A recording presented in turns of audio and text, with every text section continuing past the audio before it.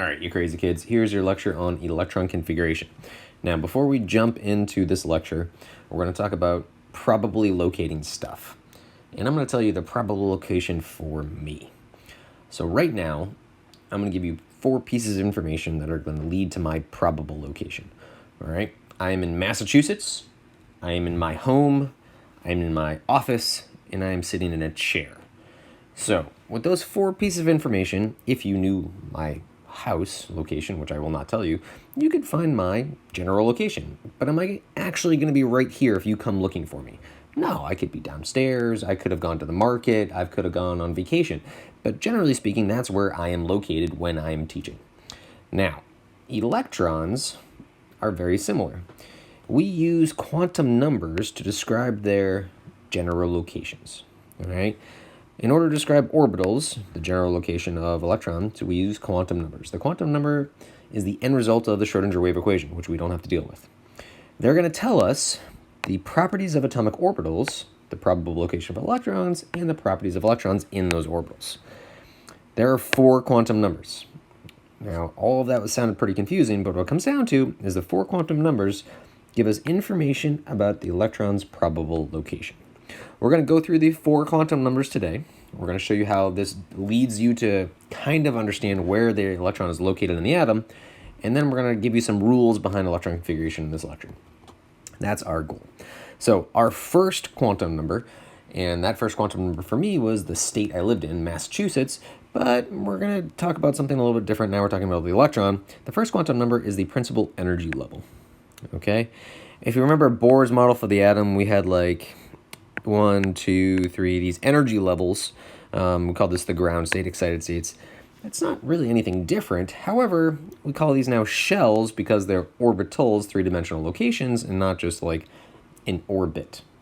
The energy levels themselves get closer together the further you get away from the nucleus.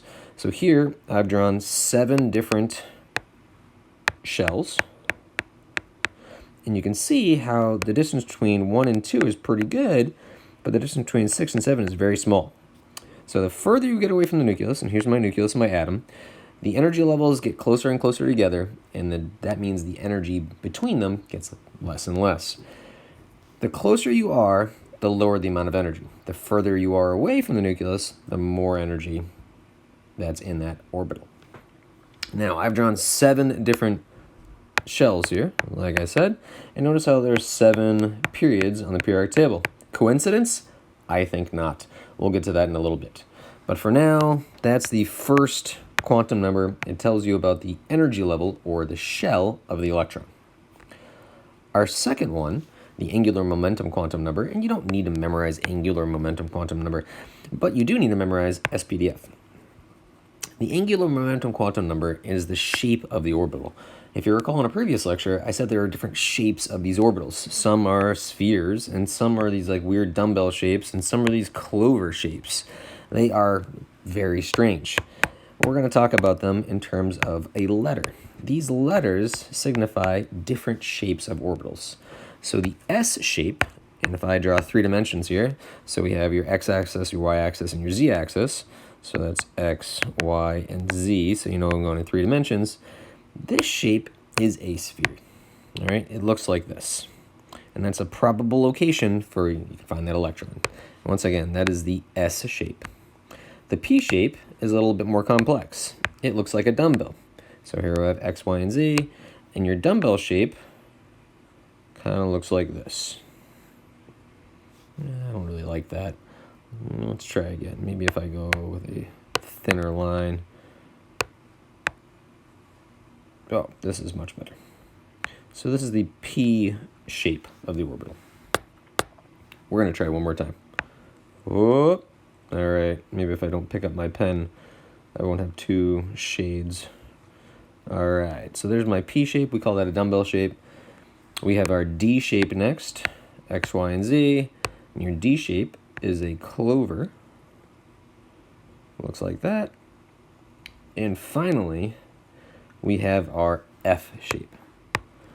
F shape, we're going to call it a fancy shape.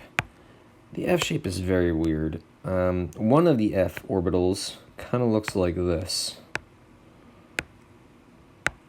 And that might not make any sense to you, but that's what it actually looks like.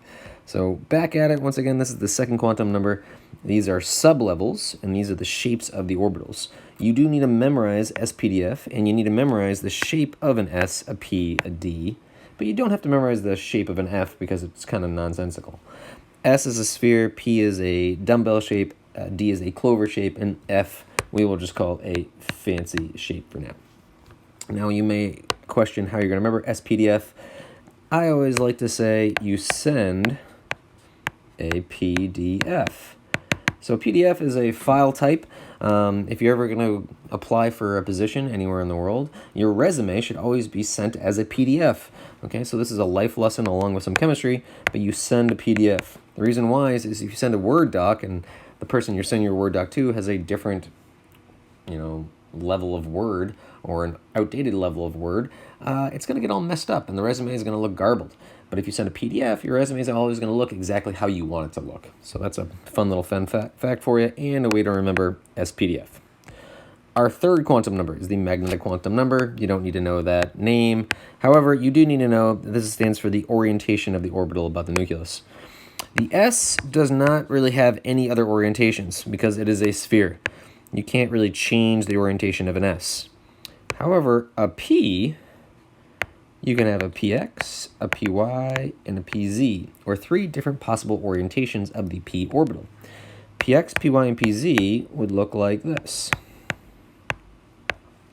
PX would be around the x-axis, PY would be around the y-axis, and PZ would be coming into the board or out of the board, and that would be the z-axis. These stack on top of each other, looks kind of crazy. If I have one orientation for my S, I have three orientations for my P. How many different orientations do you think you have for your D? The trend here would be 5 different orientations. And for F, you have a total of 7 different orientations. You have to know that. And that seems crazy, but you're going to write it down. It's going to make a lot more sense when we actually get into electron configuration. But for now, these are the possible different orientations of your different orbitals about the nucleus. Your spin quantum number is your last quantum number, and that indicates the spin of the electron. If I had a top could spin 2 ways, clockwise or counterclockwise. All right, so there's 2 possible spins. We like to write it as an electron is spinning up or an electron is spinning down. And that's the easiest way to kind of relay that information. Here are your rules for electron configuration. An electron occupies the lowest energy orbital that can receive it, the Aufbau principle. You don't need to memorize the name of it, but you do have to apply it. The basic sense here is electrons are going to occupy your first energy level first. They wouldn't jump way up here because your first energy level is going to be the lowest energy level. They're going to then fill in all these energy levels from the lowest energy to the highest energy, or the closest to the nucleus to the furthest away from the nucleus. That's how that works. And that's the Aufbau principle. Your second one is Hund's rule, 1 electron per space orbital before doubling. This will make more sense as we start to actually show you what electron configuration looks like. But for now, what that really means is if I have 3 seats on a bus. Here's my bus. We're not going to talk about the driver, but I have 1, 2, and 3 seats. We will call these seats maybe PX, PY, and PZ. Weird how I picked those 3. But an electron is going to fill them in one at a time before you start to double up your electrons. Here you can see that I've used arrows to represent electrons. That's what you're going to be doing. And I've indicated an upwards arrow or a downwards arrow to indicate the spin of the electron. That's also what you're going to do. What you're not going to do is fill in electrons before, to basically 2 electrons per seat before doubling. So it would not make sense to have 2 electrons in PX before filling in PY and PZ. So 1 electron per space orbital, and like I said, this will make more sense as we actually start to apply it, means you fill in 1 electron per space orbital, these would be space orbitals circled here, before you start to double them up. Now, like I said, that'll make more sense later. And finally, no 2 electrons can have the same 4 quantum numbers. That's a Pauli exclusion principle. You don't need to know the name, but you have to be able to apply it. That means I would never have a situation in which I'd have 2 electrons in, let's say, my 3px orbital, both pointing up. That would mean they have the same 4 quantum numbers. Let's see if I can relay that information to you.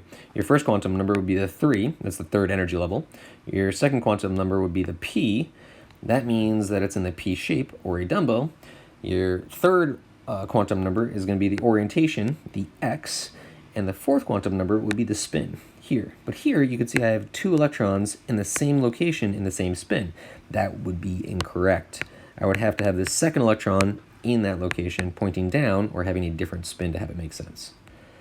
So that was a lot of information that'll make more sense as we start to actually start electron configuration, which is your next video.